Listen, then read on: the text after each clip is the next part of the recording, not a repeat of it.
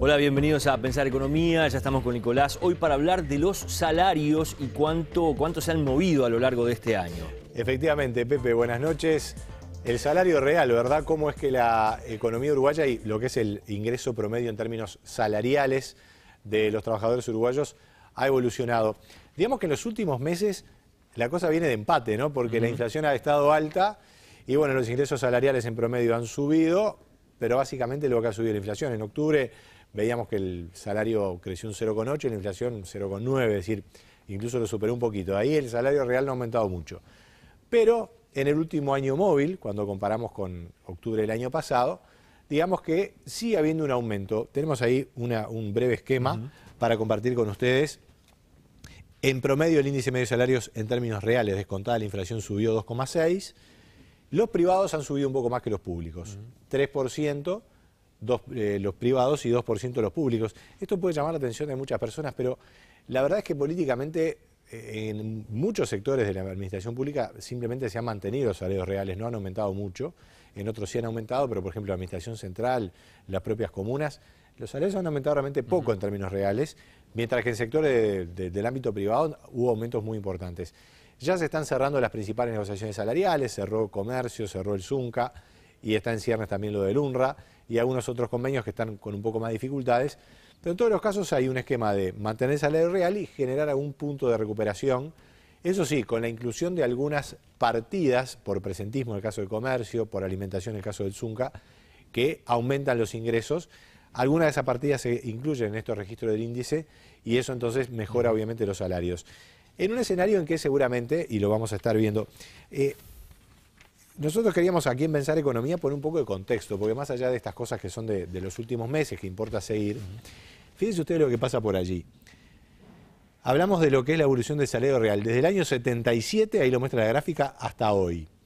El Uruguay, no en vano, ha tenido las crisis que ha tenido, ha sido tan Y que dura. quedan en la gráfica bastante ilustradas. Muy claro.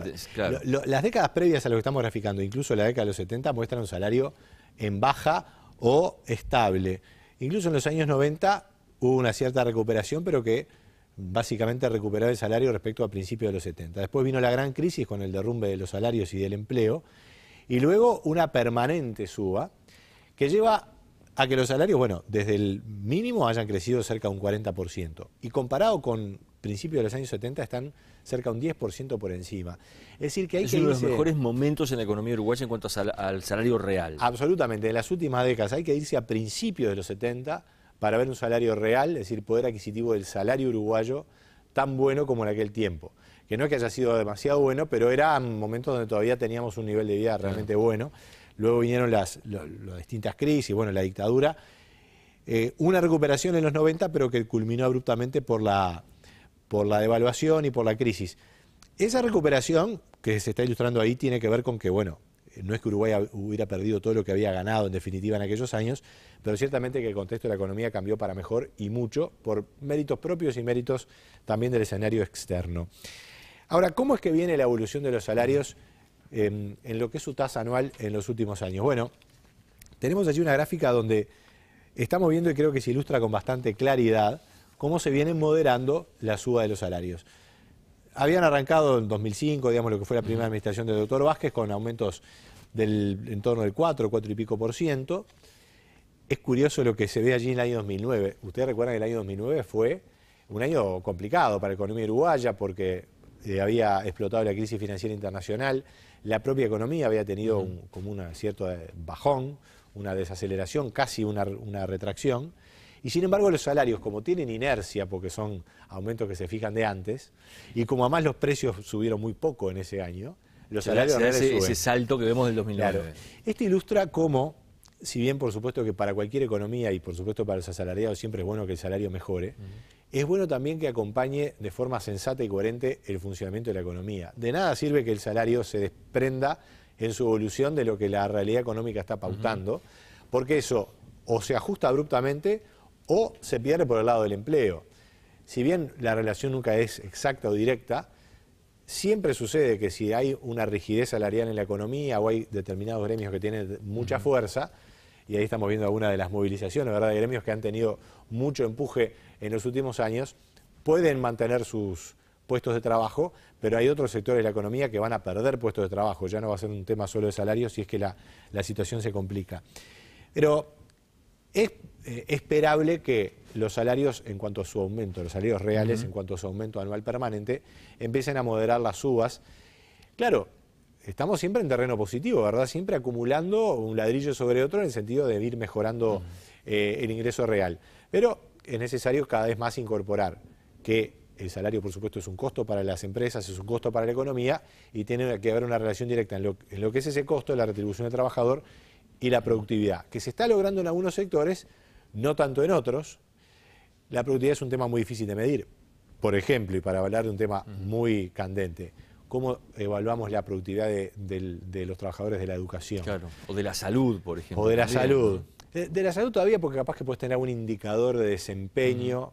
Está muy mal, ¿verdad? En muchos aspectos, lamentablemente, el desempeño de la salud, porque ahora hay más demanda, además, entonces hay que estar a la altura de las circunstancias. Pero en educación los datos son muy malos, entonces uno puede decir, bueno, la productividad no es buena.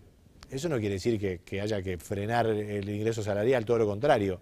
Hay que seguir aumentándolo en la educación. Hay quienes atan esa mala productividad a que los salarios no están en los niveles que deberían estar, que es otra de las discusiones que se dan allí. Es una discusión que a veces se puede volver un poco redundante. Hay economistas prestigiosos en el mundo, el caso de Paul Krugman, que incluso ha escrito libros al respecto, que dice que la productividad en la economía no es todo, pero a la larga es casi todo. Es decir, una economía es robusta cuando sus trabajadores son productivos, cuando tienen sus propias capacidades personales y tienen la disponibilidad de capital en su entorno para producir mucho. Y es interesante porque a veces que eso, claro, permite el aumento salarial, pero también desde el punto de vista del empresario, le puede dar productividad al trabajador cuando invierte.